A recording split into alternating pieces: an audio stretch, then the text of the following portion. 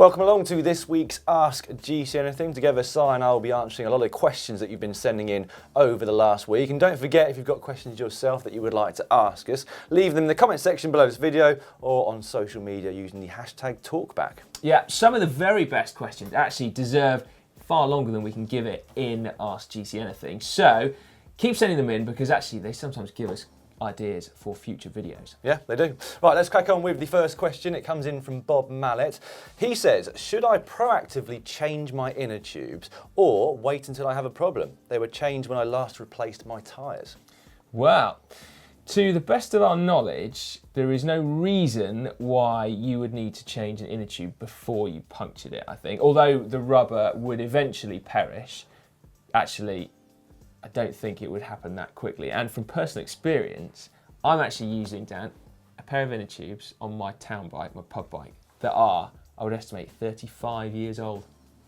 You aren't even 35 years old. No, How do you know the inner tubes are older than me. Well, so the bike was my granddad-in-law's bike, and the inner tubes are the same ones that he bought in the first place. And get this, right, I did get a puncture, and I was so mortified at the idea that I would have to replace the 35-year-old inner tube. I actually fixed it with a patch and some glue, and it's still going. Yeah. 35-year-old inner tubes that are in better condition than you, by the sound of it. I think Bob should count himself lucky that he's being so, well, lucky really, unlike this next person, Morgan O'Kennedy. He wrote in saying, hashtag TalkBack, I'm sick and tired of punctures. What is the best gear or tips to never, ever get another puncture again? Well, unfortunately, it's very difficult to prevent punctures completely. I think probably the only way to do that is to have some solid tyres. I've never ridden some, don't ride you have either, but from what we've heard, they don't ride particularly well compared to conventional tyres and inner tubes. I tried a few tricks when I was riding full-time, the first being some tyre liners, little rubber inserts that go between the inner tube and the tyre. They worked fantastically well. I didn't get a puncture for an entire British winter, which is quite something. And I also tried using tubular tyres, quite narrow ones, 21 on 19mm, inside some larger clincher wheels.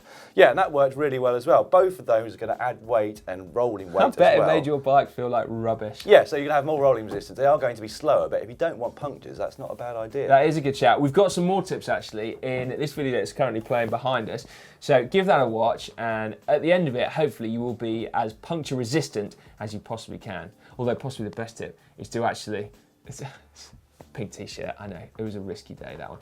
But the best thing to do is to actually be really good at changing inner tubes, because then if you do get a puncture, it's not the end of the world. Don't lift your arms up, don't lift your arms up. Often you'll find sharp edges and they'll rub up against where the tube is. So make sure it's completely smooth, and if in doubt, just get a file and just take the edges off. Smooth. Okay, next up we've got this question from Sam Fuller. He's asked, how should he train for his first cycling race of 23 miles on a pancake flat course? Well, it does slightly depend on the nature of the course, I guess. If it's 23 miles but done on a circuit on multiple laps with lots of corners, it's going to be more like a criterium. And in that instance, you're going to need to be capable of doing multiple accelerations per lap, so you need to be good at sprinting. However, if it's on a fairly straightforward course with very few corners and one 23-mile loop, you're going to want to be a lot better at just maintaining a very high speed on flat roads. Yeah, there is nothing like being specific in your training, is there? So if you want to get fast at riding on flat roads, then you really should be riding fast on flat roads, I would have thought. Yeah, and most of us have got flat roads near us, unlike the mountains, for example, which a lot of people have to either travel a long way to or even go overseas. Anyway, a few years ago, we did actually do a video which gives some training suggestions in terms of actual sessions to get better on flat roads, and it's coming up for you right now. Dan, what does stochastic mean? Oh, it's just like up and down, variable, spiky. Okay, cheers for that. Fast, flat group riding is best improved by riding fast on the flat in a group. Yes, we know our stuff here on GCN. Seriously though, riding in an old-fashioned chain gang or a fast bunch ride is one of the best ways to improve your ability to ride at high speed on flat roads. It's time for the rapid fire round now. We'll kick off with this one from Hugo Bonny. Which GCN presenter currently has the best power to weight ratio? Well, it doesn't get much more rapid than that. It's a very easy Trade answer. secret, mate, we can't. It's Si. Still a very fit lad. Yeah, I managed to keep my hand in. I do quite like smashing it, to be fair. All right, next up, we've got this one from Chris Deacon, who's asked, or said rather, I seem to produce a higher FTP test result on my road bike than my time trial bike. What can I do to rectify this? Well, first of all, I suppose you've got to say that actually most riders will have a lower FTP, functional threshold power, on their TT bikes compared to their road bikes, because the aerodynamic positions are not necessarily the most efficient positions. Certainly, pros spend a lot of time on their time trial bikes to try and get used to it. But also, I don't know about you, Dan, but I remember a time a few years back when actually people started doing more wind tunnel testing and you saw pro positions come up a little bit so they could generate more power and actually trade it off a little bit. So maybe have a rethink about your position. Can you put your handlebars a little bit higher and then recruit your normal riding muscles a little bit more? Yeah, as I said, it's a bit of a trade-off really. You might find that your power is low, but you're still going a lot faster due to the position. And as ever, just spend time training in that position. You should see the discrepancy between the two start to come down slightly. Blubbly Gum, what a great name. Where do you guys fill up water on a ride? Cafes, pubs, houses, etc.? You stop in pubs a lot, don't you, mate? Yeah, they do some cracking water selections in pubs, I find. I have once actually stopped at somebody's house because I couldn't find anywhere else. I was that desperate for some water, so I said, please, can you just fill my bottle up with some tap water? Another suggestion that I got many years ago from a pro called Russ Downing when I was in France was graveyards, because they've got water taps for people to water the flowers. Just make sure it's drinkable water. That's a pro tip and a half, that one. All right, this next one from Al Francis. Why do road bike rear wheels have more spokes than the front wheels? Well, the simple answer is because they do different jobs. Although a front wheel just is all about steering and keeping you upright, a back wheel obviously has to transfer power. And so because of that, therefore it helps to have more spokes so it can handle that kind of torsion coming off the hub and transferring all your power to the tyre, ultimately. Yeah, we need a lot of spokes, don't we? Because otherwise, Si and I, when we did our sprints, we'd just rip the cassette off through the spokes, 1,200 watts right there. Andrew Lord, why don't you wear cycling gloves? That's a question we get asked quite a lot, actually. We do wear cycling gloves in the winter purely to keep our hands warmer, but we do tend to just ride with bare hands in the summer.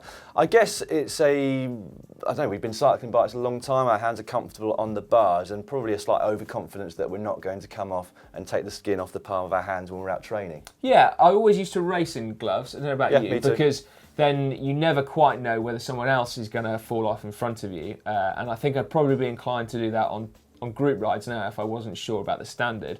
But yeah, touch wood, then I can't bring myself to say it. Yeah, if I head out for a ride with Matt, I tend to put mitts on.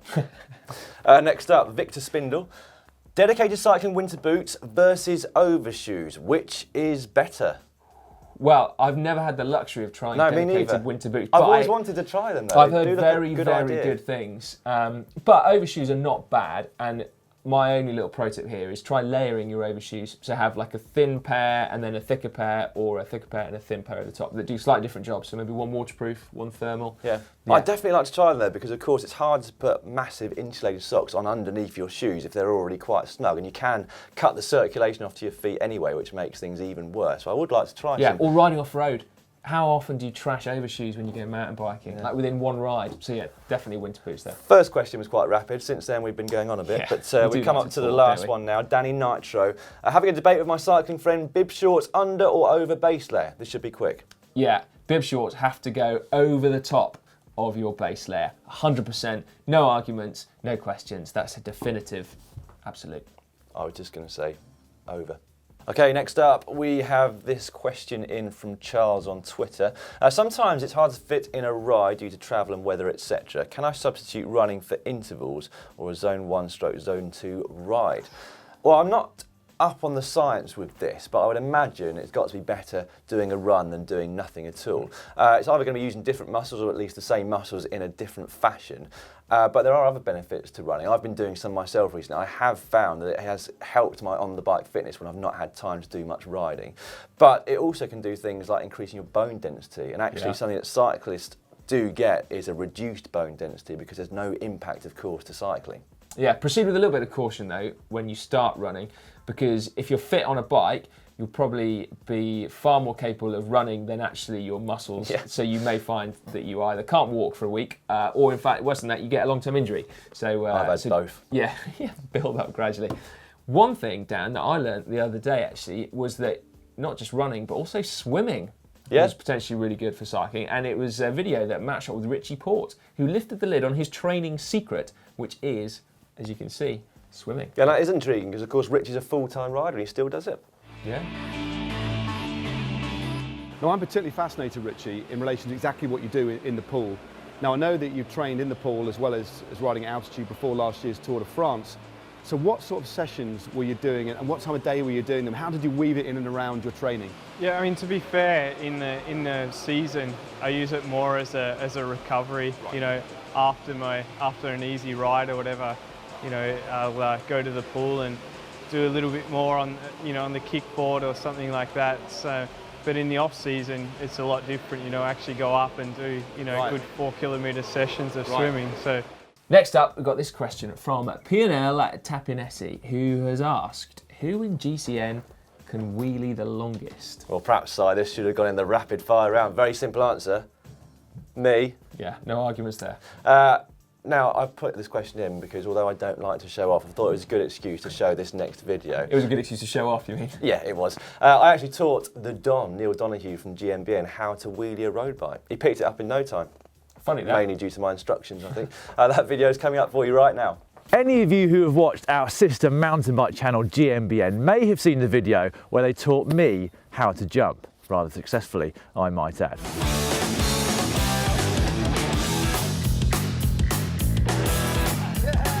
Well, today the ball is on the other foot. I'm going to attempt to teach Neil Donoghue, the Don, how to wheelie. That lad doesn't pay for his time. Our final question for this week comes in from Philip Ross. Do you guys have any tips on how to pace climbs that you've never ridden before, with a power meter and without? Ooh, very good question, that. Well, first of all, the pace you ride at depends entirely on the length of the climb, doesn't it? So, pace for a 30-second climb is going to be very different to a 30-minute climb. So I guess the first tip is to do a bit of research and actually look to see what the length and the gradients of the climbs that you might be riding up that day are. So, a quick Google search will tell you, or Strava, of course. And then from the length and the gradient, you should be able to get a pretty good idea of how long it's going to take you.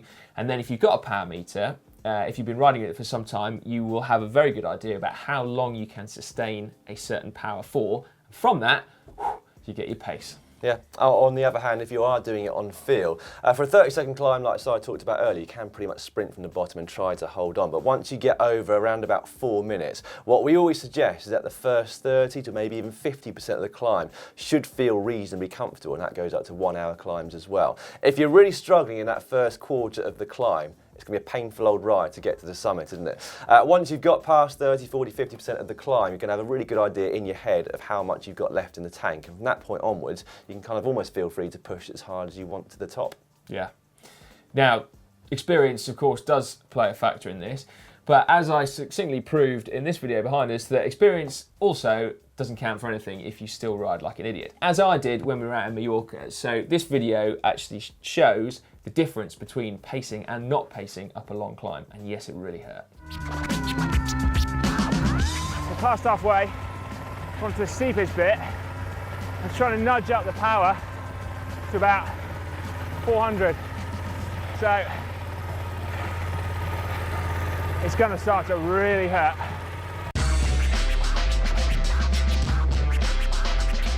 Right, well that's it for this week's Ask GCN Anything. Make sure you do keep leaving your questions down below. If you are yet to subscribe to the channel, you can do so for free by clicking on the globe, and then you can look at the next 2 videos. In the bottom left-hand side of your screen, you can see a very skilled cyclist. Which side's that, mate? It's just down over here. Oh, right. Peter Sagan, Matt put his skills to the test a couple of years ago at the Vuelta a España. See how good he really is. Yeah, indeed. Or if you want to see how to buy a second-hand bike and make sure that you haven't got a complete turkey, then click just down there, bottom right.